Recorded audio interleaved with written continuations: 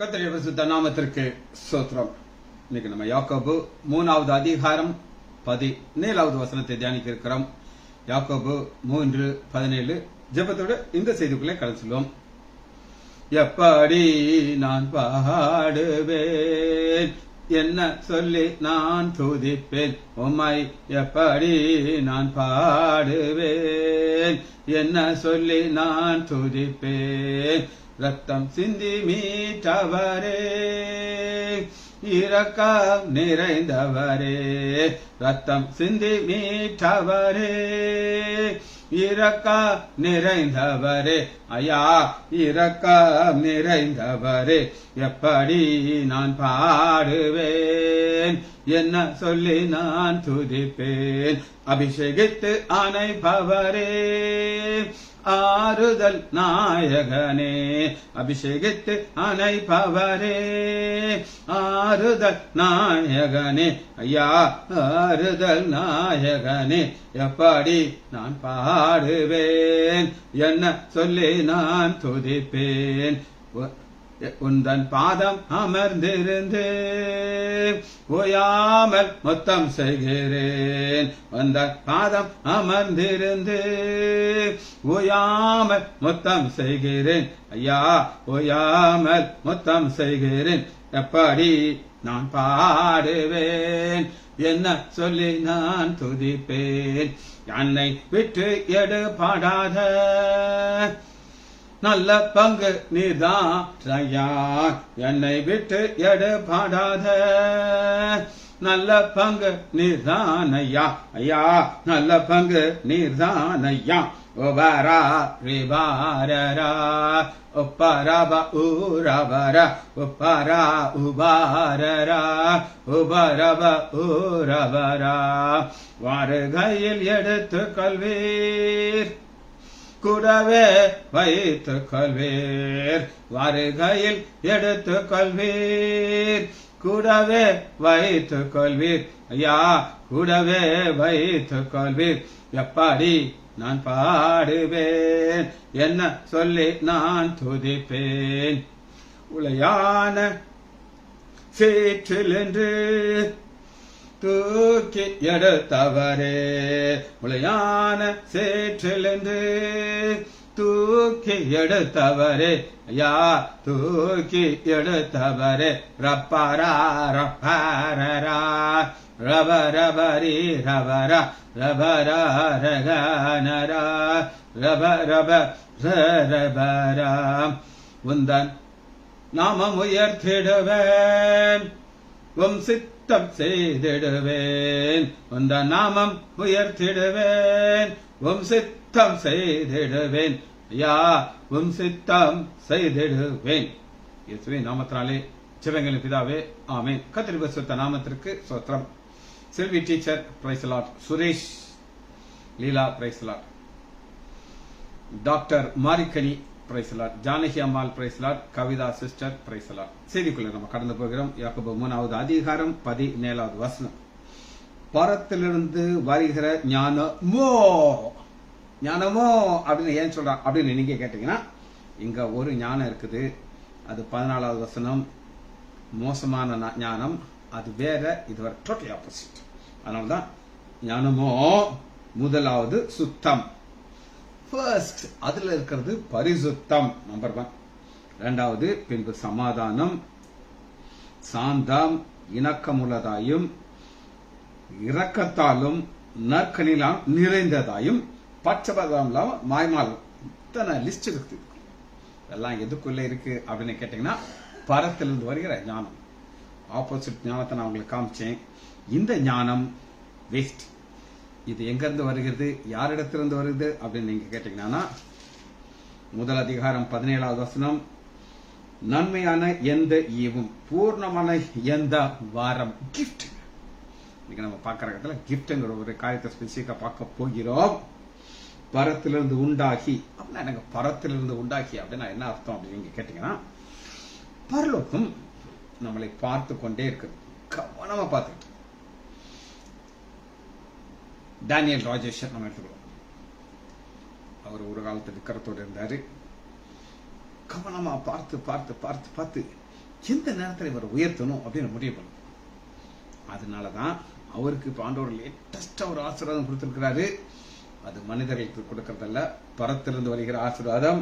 அதனாலதான் யாக்கோபு 1 நன்மையான எந்த ஈவும் பூரணமான எந்த வரும் பரத்திலிருந்து உண்டாகி, அதுக்கு அங்க கிரியேட் ஆகுது, பிளான் பண்றாரு. இது யாருக்கு எப்ப கொடுக்குறது, டைமிங் வச்சிருக்காரு. இந்த டைம் இந்த டைம் இந்த டைம் ஜோதிகளின் பிதாவிடத்திலிருந்து இறங்கி வருகிறது.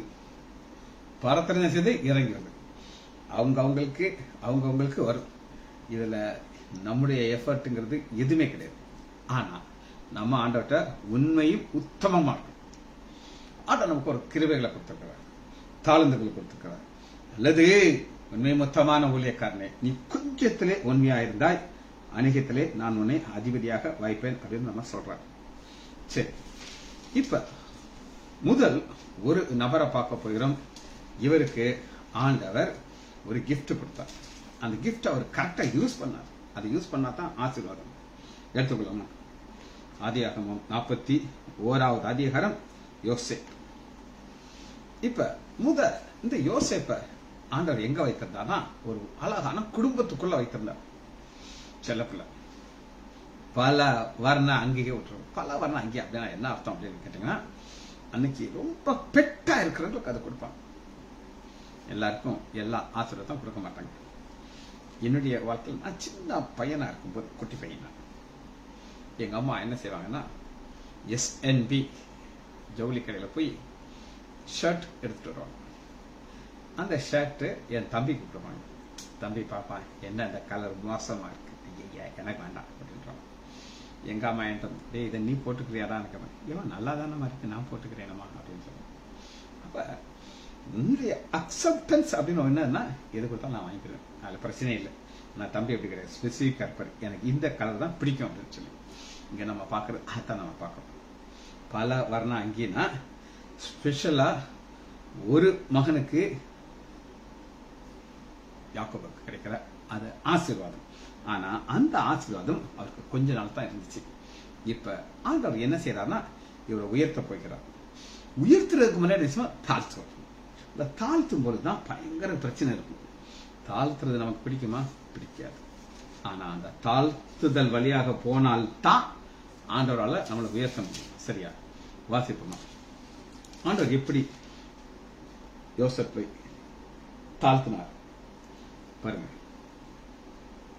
14 அப்பொழுது அவன், நீ போய் உன் சகோதரனுடைய சேமம் எப்படி இருக்குது என்று. இந்த ஒரு ஸ்டெப் யாக்கோபு எடுக்கலைன்னா, யாக்கோபு எங்க இருந்திருப்பாருன்னா அப்பா கூடயே இருந்திருப்பாரு. அப்படிதானே? கூட இருந்திருப்பாரா இல்லையா? இன்னும் 4-5 ட்ரெஸ் அவங்க அப்பா வாங்கி கொடுத்திருப்பாரு. அந்த ட்ரெஸ்ஸையும் போட்டுக்கிட்டு கொஞ்ச நாள் நடந்திருப்பாரு. ஒரு கல்யாணம் கட்டி கொடுத்திருப்பாரு. வாழ்க்கை அங்கேயே முடிஞ்சிருக்கும். ஆனா ஆண்டவர் இவரை ஒரு உயர்த்தணும்னு முடிவு பண்ணிருக்காரு. அந்த உயர்த்துறதற்கு காரணம் என்ன அப்படின்னா, அவருடைய இருதயத்தை பார்க்கிறார். சரி, அதுக்கு அவன், என் சகோதரரை தேடுகிறேன், அவர்கள் எங்கே ஆடு மேய்க்கிறான்னு சொல்லு. அந்த மனிதன் சொல்லியாச்சு. இப்ப நடந்தது என்ன அப்படின்னு கேட்டீங்கன்னா, 18 அவர்கள் அவனை தூரத்திலே வர கண்டு அவன் தங்களுக்கு சமீபமாக வர்றதுக்கு முன்னே அவனை இல்ல, தூரத்திலே வரும்போது பார்த்துட்டாங்க, கிட்ட வரதுக்குள்ள பிளான் இருக்கு கொலை செய்யறதுக்கு. ஆனா ஆண்டவர் சில காரியங்களை அனுமதிக்க மாட்டார். ஏன் அனுமதிக்க மாட்டான்னா, இந்த பரலோகத்துல ஒரு திட்டம் உண்டாகிடுச்சு. யோசேப்பை எப்படி உயர்த்தணுங்கிறது. அந்த திட்டத்தை ஆண்டவரை உண்டு பண்ண யாராலையும் மாற்ற முடியாது. நீங்க நினைச்சாலும் மாற்ற முடியாது. ஒரு முறை நான் உங்களுக்கு சொல்லியிருக்கிறேன். நம்ம ஆஸ்பத்திரியில் ஒரு ஸ்டாஃப், ஒரு பொண்ணு வேலை பார்த்துட்டு இருந்தான். அவளுக்கு திருமணம் ஃபிக்ஸ் பண்ணியாச்சு. நிச்சயத்துக்கு நான் போனேன். நான் நிச்சு என் தங்கச்சி பையன்லாம் போனோம். நிச்சயம் முடிஞ்சிருச்சு. நிச்சயம் முடிஞ்ச பிறகு மாப்பிள்ளை பையன்ட்ட அந்த பொண்ணு சொல்லிட்டா, இந்த கல்யாணம் நடக்காது, ஏன்னா நான் வேற பையனை லவ் பண்றேன் அப்படின்னு சொல்லி. இவர் ரொம்ப சோகமாயிட்டாரு. என்னம்மா சொல்றேன், நான் எங்க சொந்தக்காரங்கள்ட்டலாம் கார்டு அடிச்சு கொடுத்தாச்சு, இப்போ இப்படி சொல்லுறேன். அதெல்லாம் கிடையாது, நோ மேரேஜ் அப்படின்ட்டா ஒரே வார்த்தையில. கல்யாணத்துக்கு இன்னும் 1 வாரம் இருக்கு. இந்த பொண்ணு பாய்சன் சாப்பிட்டுட்டு ஐசில் போய் படுத்துக்கிட்டா. அவங்க அம்மா தலையில அடிச்சு அடிச்சு அழுகிறாங்க. ஐயோ ஐயோ ஐயோ ஐயோன்னு சொல்லி. நான் தான் மாட்ட சொன்னேன், அம்மா இந்த பொண்ணுடைய திருமணத்திற்காக நான் ஜெபம் பண்ணியிருக்கிறேன். இவள் இல்லை, நீங்களும் சேர்ந்ததை நிப்பாட்டணும்னு நிப்பாட்ட முடியாதுன்னு சொல்லி. அந்த திருமணம் நடந்துச்சு. நீங்க எல்லாரும் வந்திருப்பீங்க, எனக்கு நல்லா தெரியும். இது ஏன் நான் சொல்றேன்னா, தேவன் ஒரு திட்டத்தை போட்டாரா, சாத்தானால ஒன்றும் செய்ய முடியாது, ஒருத்தர் ஒன்றும் செய்ய முடியாது. காரணம், ஆண்டவர் ஒருத்தரை உயர்த்தணுங்கிறது தேவனுடைய திட்டம், சித்தம். சரி, அடுத்த ஸ்டெப் நம்ம பார்க்க போறோம். இப்ப இவர் எங்க வர இருக்கிறார்னா 39வது அதிகாரம் போர்த்திபார் அப்படின்னு ஒருத்தருடைய வீட்டுக்கு கொண்டு வர்றாங்க. இப்ப நீங்க ஒரு இடத்துல போயாச்சுன்னா அந்த இடம் ஆசீர்வாதமா இருக்கும். நல்லா கேட்டுக்கோங்க. நீங்க ஒரு இடத்துக்கு போயிட்டீங்கன்னா அந்த இடம் ஆசீர்வாதமா இருக்கும்.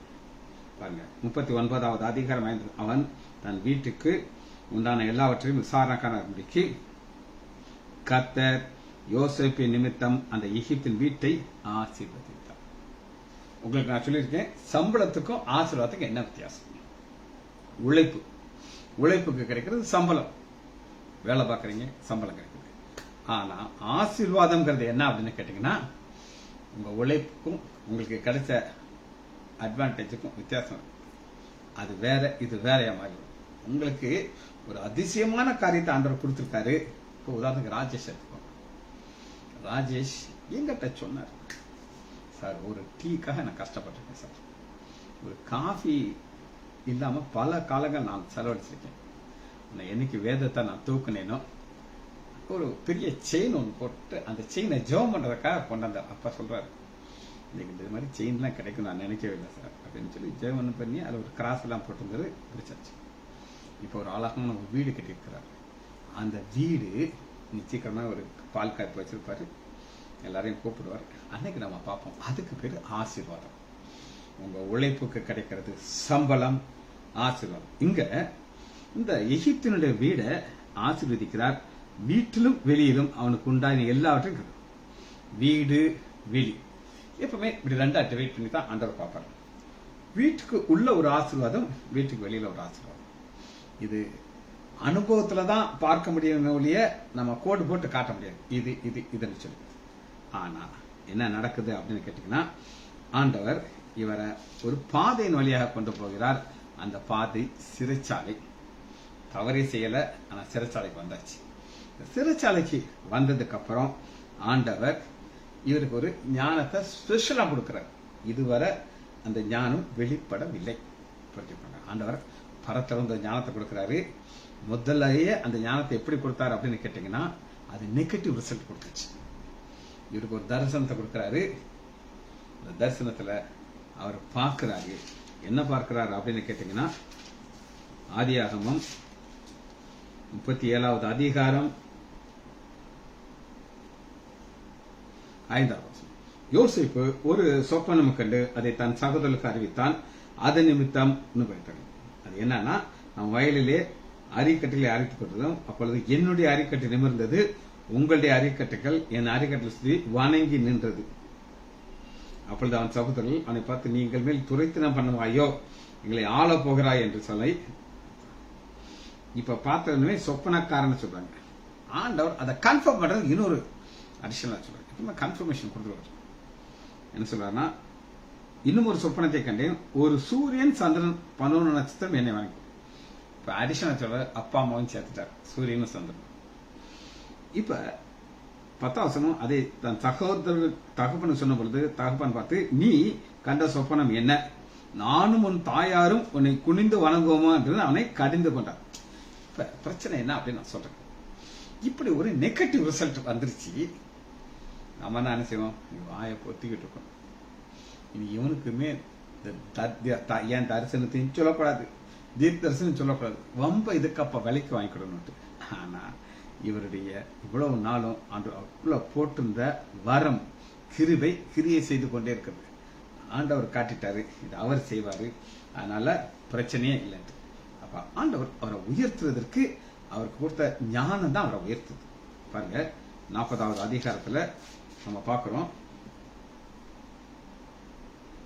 சரி, 41வது அதிகாரம் 14வது வசனம். இப்பொழுது பார்வோன் யோசேப்பை அழைப்பித்தான், அவனை தீவிரமாக காவல் கிடங்கிலிருந்து கொண்டு வந்தார்கள். காவல் கிடங்கு, சிறைச்சாலை வேற, காவல் கிடங்கு வேற. அங்க அவனுடைய கைகளையும் கால்களையும் இரும்பு சங்கிலை போட்டு கட்டி வச்சிருக்காங்க. அவர் செய்யாத தவறுக்கு. அதனால என்ன ஆசீர்வாதம் அப்படின்னு நீங்க கேட்டீங்கன்னா, பார்வோன் யோசேப்பை நோக்கி, ஒரு சொப்பனத்தை கண்டேன், அதன் அர்த்தத்தை சொல்லவில்லை. நீ சொப்பனத்தை சொன்னால் அதன் அர்த்தத்தையும் சொல்லுவா என்று உனக்கு. அதாவது சொப்பனத்தை சொல்லணும், அர்த்தத்தை சொல்லணும். இவங்க சொல்றாங்க உங்க சொப்பனத்தை சொல்லுங்க, நாங்க அர்த்தத்தை சொல்லுவோம். கதை விடுவாங்கல்ல. அந்த காலத்துல நாங்க சின்ன பசங்களா இருக்கும்போது தமிழ் வாணன் அப்படின்னு ஒருத்தர் இருந்தார். அவர் எப்படி இருப்பார்னா, அவர் கூலிங் கிளாஸ் போட்டிருப்பாரு, ஒரு தொப்பி போட்டிருப்பாரு. அவர் பல புஸ்தகங்கள் எழுதியிருந்தார். மாரடைப்பு வராமல் தப்பிப்பது எப்படி, 100 வருடம் வாழ்வது எப்படி, புஸ்தகங்கள் அடி வித்து தள்ளும். நாங்கெல்லாம் வாங்கிச்சு வருவோம். ஆனா சின்ன வயசுலயே ஒரு அட்டாக்ல செத்தே போயிட்டு. புஸ்தகம் எழுத தெரியும் அவருக்கு, ஜோசிய புஸ்தகம் எழுதுவாரு. இன்னொரு ஸ்பெஷாலிட்டி என்னன்னா, இந்த சொப்பனத்துடைய அர்த்தம் நாங்கெல்லாம் வாங்கி படிச்சிருக்கோம். தமிழ் வாணன் புஸ்தகம். அவரே செத்து போயிட்டார். அடுத்த அவன் மகன் வந்து பார்த்தா அந்த அளவுக்கு மேல வர முடியல. அதுக்கெல்லாம் நமக்கு தாளந்து வேணும். பொய் புருடாலாம் அடிச்சு விடுறதுக்கு என்ன வேணும், தாளந்து வேணும். அந்த பையனுக்கு அவன் இல்லை, அதனால டிசப்பேர் ஆகிட்டான். ஆனா இங்க சொப்பனத்தை சொல்றாரு, அந்த அர்த்தத்தையும் சொல்லுவேன் அப்படிங்கிறாரு. அதனால ஆண்டவர் அவருக்கு என்ன ஒரு விசேஷமான ஒரு பரத்திலிருந்து உண்டான ஆசீர்வாதம், ஜோதிகளுடைய பிதாட்டிலிருந்து வருகிறது வந்த ஒரு விசேஷமான கிஃப்ட். 37 இந்த வார்த்தை பார்வோனுக்கும் பாருங்க, பார்வோனுடைய ஊழியக்காரர் எல்லுடைய பிறகு அது ஒருத்தர் கூட நோ சொல்லல. 7 வருஷம் பஞ்சம் வரும், 7 வருஷம் அதுக்கு முன்னாடி ஜெயின்னு அடிச்சு பொழிஞ்சிரும். அந்த 7 வருஷத்துல உள்ள வருமானத்தை பாதுகாப்பாக பெரிய பெரிய கோடவுன் கட்டி அதை சேஃபா வச்சிருந்து அதை வேஸ்ட் பண்ணாம இருந்து பஞ்சமாக்கி 7 வருஷம் வரும்போது இதை வச்சு நீங்க வாழணும். சிம்பிள். சொன்ன உடனே ராஜா என்ன சொல்லுகிறார் அப்படின்னு கேட்டீங்கன்னா, 38வது வசனம். அப்பொழுது பார்வோன் தன் ஊழியக்காரர்கிட்ட சொல்றாங்க, அசிஸ்டன்ட் மந்திரி, தேவா ஆவியை பெற்ற இந்த மனுஷனை போல வேறு ஒருவன் உண்டோ? பின்பு பார்வோன் யோசேப்பை பார்த்து, தேவன் இவைகள் எல்லாம் உனக்கு வெளிப்படுத்தி இருக்கிறபடியினார். ஏன்பா உனக்கு வெளிப்படுத்தி இருக்கிறாரு, ஏன் எனக்கு வெளிப்படுத்துற? என்னுடைய பிள்ளை, அவருக்கு பயந்து நடக்கிறவன், எனக்கும் உன் கடவுளுக்கும் சம்பந்தம் இல்லை. ஆனா நான் என்ன செய்வேன் அப்படின்னு கேட்டீங்கன்னா, நீ என் அரண்மனைக்கு அதிகாரியா இருப்பார். எங்க இருக்காரு? ஜெயில். நான் பல முறை யோசிச்சிருக்கேன். இவரு ஒருத்தனை தப்பிக்க வச்சார், பானபாத்திரக்காரன். பானபாத்திரக்காரன் சொல்றாரு, எப்பா நீ வாழ்ந்திருக்கும் போது என்னைய கொஞ்சம் நினைச்சுக்கோப்பா, இந்த கொஞ்சம் என்னையோ என்னை நினைச்சுக்கோ அப்படின்னு சொல்றாரு. வாசிப்போமா? 40வது அதிகாரம். அதற்கு அதன் அர்த்தம் இதுதான் சொன்னது, நீ வாழ்வு அடைந்திருக்கும் பொழுது. பானபாத்திரக்காரன் சொல்றாரு, என்னை நினைத்து மறந்துடாதப்பா, தயவு செய்து மறந்துடாத, என் தயவு வைத்து என் காரியத்தை பார்வோன் தெரிவித்து இந்த இடத்தில் நின்று விடுதலையாக்கும். சப்போஸ் அவன் செஞ்சிருந்தா விடுதலை கிடைச்சிருக்கும், ரெக்கமெண்டேஷன்ல வெளியே வந்திருப்பாரு. ஆனா வெளியே வரும்போதெல்லாம் என்ன சொல்லுவாங்க தெரியுமா? இவன் யார் தெரியுமா? போர்த்திபாருடைய மனைவியை கையை பிடித்து திருத்தவன் ஆடுறா, அவன் ஜெயில இருந்து நைஸா ரெக்கமெண்டேஷன்ல வெளியில வந்துட்டான்னு சொல்லுவாங்க. இப்ப ஆண்டவர் ஞானத்தை கொடுத்தோன்னா ஹையஸ்ட் பொசிஷன் கொண்டாடுறாரு. காரணம் ஒன்னே ஒண்ணுதான். அந்த நேரத்தில் அவனுடைய தாழ்மையை நான் உங்களுக்கு காட்டுறேன். 41:14. அப்பொழுது யோசேப்பு பார்வோனுக்கு பிரதித்திரமாக, நான் அல்ல, நாட் ஐ பட் காட். இங்க தான் வருங்க, நாட் ஐ பட் காட், நான் அல்ல, தேவனே பார்வோனுக்கு மங்களமான உத்தரவு செய்வாராக. என்னால ஒண்ணு முடியாது, இது பரத்திலிருந்து வரணையா, ஜோதிகளுடைய பிதாட்ட இருந்து இது வரணும் அப்படின்னு சொல்லிட்டாரு. வந்துச்சு. அதனால ஆண்டவர் அவரை உயர்த்திட்டார். இது ஒரு சம்பவம். 2வது ஞானம், பரத்திலிருந்து ஒரு ஞானம் ஒரு மனிதனுக்கு கொடுக்கிறாங்க. யோசேப்பு கொடுத்தார். என்ன கொடுத்தார், யாருக்கு கொடுத்தார்? 31வது அதிகாரம் யாத்ராகமம் 31:2. நான் யூதாவின் கோத்திரத்தின் ஊரிலேயே மகனாகிய ஊரியின் குமாரனாகிய பெசேபேலை பேர் சொல்லி அழைக்கும். பெசேயேல். இப்ப என்ன தேவை இருக்கு அப்படின்னு கேட்டீங்கன்னா, ஒரு பெரிய ஒரு தேவ ஆலயத்திற்கு மொபைல் ஆலயம் கூடாரம் கட்டணும்.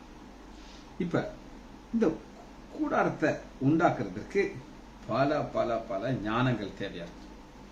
உங்களுக்கு தெரியும், நீங்க ஒரு நகை கடைக்கு போனீங்கன்னா இப்பெல்லாம் அவங்க மோல்டு வச்சிருக்கிறாங்க. அந்த மோல்டுல பல டிசைன்ஸ் செஞ்சு அடிச்சுறாங்க அண்டிட்டு. நீங்க நகை கடைக்குள்ள போயிட்டீங்கன்னா உங்களுக்கு கிறுக்கே பிடிச்சிடும். நான் போகவே மாட்டேன், இந்த திசைக்க போக மாட்டேன்.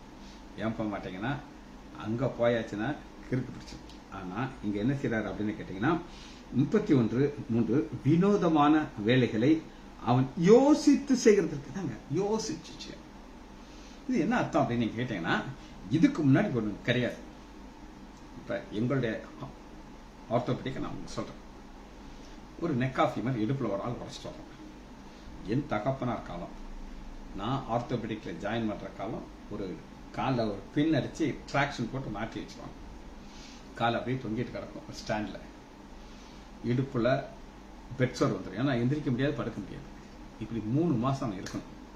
அதுக்கப்புறம் அவுத்து விட்டுட்டு பையன் நிக்க வச்சு நடக்க வைப்பாங்க. இது ஒரு ஸ்டேஜ்ல இருந்துச்சு. ஆனா ஒருத்தனுக்கு ஆண்டவர் ஞானத்தை கொடுத்தார். அது என்னன்னா SP nail, Smith Peterson nail. அந்த நெயில்ல போட்டு அந்த பிராக்சரை செட் பண்ணிட்டா அவன் காலை அசைக்கலாம், ஸ்டாண்டு தேவையில்லை. ஆனா நிக்க கூடாது, நின்னா எல்லாம் போயிடுது. பல பல பல எஸ்பி நெயில் நான் என் கையால ஆண்டோடைய கிருவினால பண்ணிருக்கேன். கடைசியில் நீங்க பாத்தீங்கன்னா அந்த உள்ள அடிக்கிறதுக்கு ஒரு ட்ரையாங்கிள் மாதிரி இந்த மாதிரி ஒரு இது இருக்கும். அதை அப்படி அடிச்சானா அந்த போனை பியர்ஸ் பண்ணிட்டு ஒரு பாதை உண்டாக்கும். அப்புறம் அந்த நெயில உள்ள போடுறோம். அதனுடைய சைஸ்ல இருக்கும். நான் போய் பார்க்குறேன், இதெல்லாம் அடிச்சு அடிச்சு அடிச்சு வலிஞ்சு போயிடுச்சு. அந்த அளவுக்கு நாங்கள் அதை யூஸ் பண்ணியிருக்கோம். ஆனா ஒரு ஸ்டேஜ்ல அந்த எஸ்பி நெயில் அவுட் மாடல் ஆயிடுச்சு. ஏன் அப்படின்னு கேட்டீங்கன்னா, அந்த சர்ஜரி பண்ணிட்டு அடுத்த நாள் பேசி நிக்க கூடாது. 45 நாள் 2 மாசம் நிக்க கூடாது. எனக்கு நல்லா ஞாபகம் இருக்கு. ஒரு வயதான ஆளுக்கு அவர் 3 பசங்க. இந்த எஸ்பி நெயில் போடுறதுக்கு முன்னாடி நான் சொன்னேன், எங்க பாருங்க அவர் நிக்க கூடாது, நடக்க கூடாது, நின்னார்னா உடஞ்சிரும் அப்படின்னு சொல்லி. சார் நாங்க பாத்துக்கிறோம் சார் அப்படின்னு சொன்னாங்க. சர்ஜரி பண்ணியாச்சு. அடுத்த நாள் நல்லா இருந்தாரு. 3வது நாள் அவர் வழியில் பார்த்தீங்களா, பாத்ரூமுக்கு நடந்தே போயிட்டார். நடக்கக்கூடாது, நடந்து போய் உள்ள போத்துன்னு விழுந்துட்டாரு. காலு பழைய போய் வளைஞ்சு கிடக்கு. பசங்கள்லாம் சொன்னாங்க, சார் நாங்கள் எங்கள் அப்பாவை ஊருக்கு கொண்டு போகிறோம் சார், தூக்கிட்டு போயிட்டோம். உங்களை ஒன்றும் சொல்ல முடியாது சார், நாங்கள் தூக்கிட்டு போயிட்டாங்க. என்னாச்சுன்னு எனக்கு தெரியும். அது நடந்து ஒரு 20 வருஷம் இருக்கும். ஆனால் அதுக்கப்புறம் ஒரு ஞானத்தை, இது எஸ்பி நெயில் ஸ்மித் பீட்டர்சனோட அடுத்து டிஹெச்எஸ் ஒரு நெயில். அதனுடைய அட்வான்டேஜ் என்னன்னா, ஆபரேஷன் மட்டும் அடுத்த நாள் நிக்க வைக்கலாம். மரியாள் இருக்கா, அவதான் சிஎம் போடுறவர். அந்த காலத்துல நாங்க பண்ணணும். இப்ப மாதிரி இருந்து டாக்டர் வர்றாங்க, டிஹெச்எஸ் போடுறாங்க, எஸ்பிஎன்எல் போட்டு போட்டு போட்டு தள்ளுறாங்க. அடுத்த நாள் பேசி நிற்பாங்க, நடப்பாங்க, ஸ்டைலா நடக்கிறாங்க. இது ஒரு ஞானம். அது போல இங்க நீங்க பாத்தீங்கன்னா 31வது அதிகாரம் யாத்ராகமம் 3வது வசனம், வினோதமான வேலைகளை அவன் யோசித்து செய்திருக்கும். முன்னாடி யாரும் செய்யல, இவன் தான் என்ன செய்யணும், மண்டையை உடைக்கணும். ஆனா செய்யும் பொழுது பொன் வெள்ளி வெண்கல வேலை செய்வதற்கும் ரத்தனங்களை முத்திர வெட்டாக வெட்டி பதிக்கிறதுக்கும். ஏன்னா அது மேல எழுதணும், கோத்திரத்தினுடைய பேர் எழுதணும். மற்ற சகலவித வேலையை யூகித்து செய்து, யூகித்து இவன் தான் யோசிக்கணும், வேற யாரும் கிடையாது. நாங்க ஆர்த்தோ படிக்கும் போது எங்களுக்கு ப்ரொஃபசர் இருந்தார், டாக்டர் ஆர் ஷா. அப்படி ஒரு எக்ஸ்ரே எடுத்து பார்ப்பாரு. நான் நான் போறேன், நின்றுட்டு இருக்கேன். அவரு கவுன்சிலர் இருக்கும்போது என்னுடைய சீன் நான் இப்பதான் ஜாயின் பண்றேன்.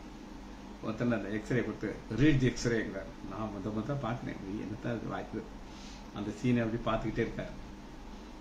இவர் சொல்றாரு, to read this x ray you should have eye, not only eye should have brain, both should function, then only you know where to. அப்புறம் காட்டுறாரு, this is a fracture. ஆமா இல்ல, அவர் சொன்னப்பறம் தான் எங்களுக்கு. அதுக்கப்புறம் நாங்க லட்சக்கணக்கான எக்ஸ்ரே பார்த்துட்டோம். ஆனா அவர்கிட்ட நாங்க கத்துக்கணும். ஆனா இவர் அப்படி கிடையாது.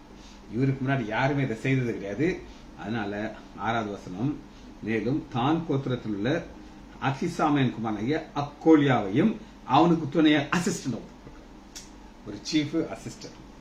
ஞான இருதயமுள்ள யாவருடைய இருதயத்திலும் ஞானத்தை அருளினேன், அவன் உனக்கு கட்டளையார். ஞான இருதயம் பாத்தீங்களா, ஆண்டவர் என்ன செய்யறாரு அப்படின்னா ஞான இருதயம். இதத்தான் யாக்கோபு 3வது அதிகாரம் 17வது வசனம், பரத்தில் உண்டாகிற ஞானமோ, இது பரத்தில் உண்டாகிற ஞானத்துல என்ன இருக்குது அப்படின்னு கேட்டீங்கன்னா ஞான இருதயம் இருக்கு. மாத்திரமல்ல இதுக்குள்ள இன்னொன்னு என்ன இருக்கு அப்படின்னு கேட்டீங்கன்னா 36வது அதிகாரம் 2வது வசனம். யாத்ராகமம் 36:2. பெசலேயரையும் அகோலியாயும் கர்த்தரால் ஞானம் அடைந்து அந்த வேலையை செய்தும்படிக்கு தங்கள் இருதயங்களை 2 பேரை ஆண்டவர் தெரிந்து கொள்கிறார். இது இன்னைக்கு ஆசாரிப்பு கூட கிடையாது. ஆனா அன்னைக்கு ஒரு ஆள் தேவையா ஆண்டவர். இன்னைக்கு வேதத்தை போதிக்கிறதுக்கு ஆண்டவர் ஒரு சிலர் தெரிந்து கொள்கிறார். அவருக்கு அந்த ஞானத்தை கொடுக்கிறாரு. அந்த ஞானத்தின் மூலமாக ஆண்டவர் ஆசீர்வதிக்கிறார். சரி, அடுத்து ஒரு நபரை நம்ம பார்க்க போகிறோம். 1 ராஜாக்கள் 3வது அதிகாரம் 9வது வசனம். சாலமோன். பெசலேயலுக்கு வேற ஞானம். அது ஆசாரிப்பு கூட செஞ்சு முடிச்சதுக்கு அப்புறம் அவருக்கு வேலையே கிடையாது. சும்மா உட்காந்துட்டு வேண்டியதான். ஒருவேளை ரசிச்சிட்டு இருப்பார். என்ன நான் செய்ததா பாரப்பா. அவன் பேரன்ட்ட சொல்லுவாரு, தாத்தா செஞ்சதுடா அது. அவன் தாத்தா சொல்லு எங்க பேரன் அப்படி 4 வருஷம் அப்படி ஓடி போச்சு பார்த்தீங்களா. அப்ப 3வது அதிகாரம் யாத்ராகமம் 1 ராஜாக்கள் 3வது அதிகாரம் 9. ஆகையால் உமது ஜனங்களை நியாயம் விசாரிக்கவும் நன்மை தீமை இன்னதென்று வகையறுக்கும் அடியனுக்கு ஞானமுள்ள இருதை தந்துடும். எனக்கு ஒரு இருதயம் இருக்கு ஆண்டவரே, அது ஞானமெல்லாம் கிடையாது, சாதாரணது. இப்ப இந்த பொசிஷன், நான் சின்ன பையன், அப்பா தாவீது கிடையாது, இவ்வளவு ஜனத்தையும் நான் நியாயம் தீர்க்கணும். அடியனுக்கு ஞானமுள்ள இருதயத்தை தந்துடும். ஏராளமா இருக்கிற இந்த ஜனங்களை நியாயம் விசாரிக்கிறது யாராலே ஆகும். 10வது வருஷம். சாலமோன் காரியத்தை கேட்டபொழுது ஆண்டவர் வரைக்கும் இது உகந்த விண்ணப்பமா இருந்தது. குஷி ஆயிட்டார் ஆண்டவர். ஆண்டவர் குஷி பண்ண முடியுமா? பண்ண முடியும். ஆகையால் தேவன் அவனை நோக்கி, நீ உன் நீடித்த ஆயுளை கேட்கல, ஐஸ்வர்யத்தை கேட்கல, உன் சத்துருக்களுடைய பிராணத்தை கேட்கல, நீ இந்த காரியத்தை கேட்டதுனாலே உனக்கு ஏற்ற ஞானத்தை உனக்கு கொடுப்பேன். என்னெல்லாம் கொடுப்பேன் அப்படின்னு கேட்டீங்கன்னா 12 உன் வார்த்தையின்படியே செய்தேன். ஞானமும் உணர்வும் உள்ள இருதயத்தை உனக்கு தந்தேன். இதுல உனக்கு சரியானது கிடையாது, முன்னாடியும் கிடையாது, பின்னாடி கிடையாது. அடிஷனலா நீ கேட்காத நான் சேர்த்து கொடுத்துருப்பாரு. இது எதுக்கு நம்ம தியானிக்கிறோம் அப்படின்னு கேட்டீங்கன்னா, சாலமோனுடைய வாஞ்சைய ஆண்டவர் செய்ததுக்கு காரணம் என்ன அப்படின்னு கேட்டீங்கன்னா, அவருடைய இருதயம் ஒரு ரிக்வெஸ்ட் வச்சிச்சு. சரி, இப்ப நம்ம யோபுவை நம்ம பார்க்க போயிடும். யோபு 28வது அதிகாரம்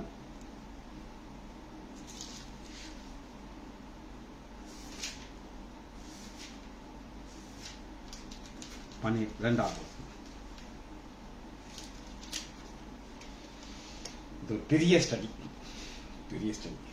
இந்த ஸ்டடியை 2ஆ டிவைட் பண்றதுக்கு ஒரு மார்க் ஆவியானவர் வச்சிருக்கிறார். அது என்ன கேட்டீங்கன்னா 28வது அதிகாரம் 12வது வசனம். ஆகையால் ஞானம் கண்டெடுக்கப்படுவது எங்கே, புத்தி விளைகிறது எது? ஞானம் கண்டெடுக்கப்படுகிறது எங்கே, புத்தி விளைகிறது எங்கே? 20வது வசனம். இப்படி இருக்க ஞானம் எங்கே இருந்து வரும், புத்தி எங்கே தங்கி இருக்கும்? அப்ப முதல் வசனத்திலிருந்து நீங்க தியானிச்சு பார்த்தீங்கன்னா எல்லாமே உலக பிரகாரமான பொருள்களை பெற்றுக்கொள்ளும். பாருங்க, 28வது அதிகாரம் முதல் வசனம். வெள்ளிக்கு விளைவிடம் உண்டு, பொண்ணுக்கு புடமிடம் உண்டு, இரும்பு மண்ணில் இருக்கும், செம்பு இதெல்லாமே மெட்டல்ஸ்.